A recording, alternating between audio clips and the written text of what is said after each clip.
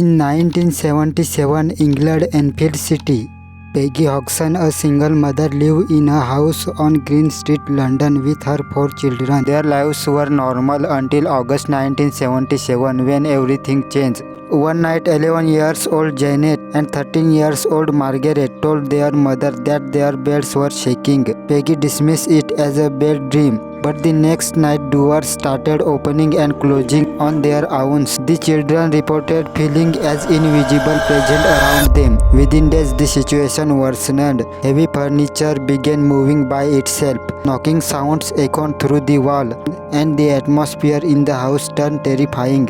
The disturbances became violence. Janet claimed that an unseen force was pulling her from her bed. Sometimes she was lifted into the air and thrown against the walls. Margaret and the other children also experienced similar horrifying incidents.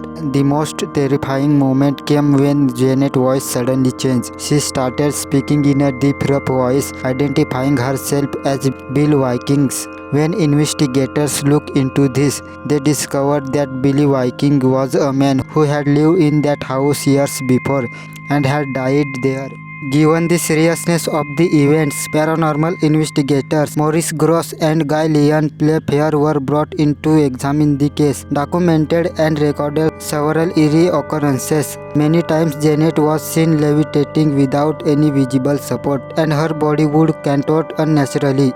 They also captured recordings of an unknown voice speaking through Janet. When experts analyzed these recordings, they found that Janet's vocal cords were not being used in the way of a normal person would speak, suggesting an external force was at play. The case gained massive media attention, with BBC and other news agencies covering it. Today, the Enfield Poltergeist remains one of the most extensively investigated paranormal cases. It even inspired the Conjuring, a popular horror film.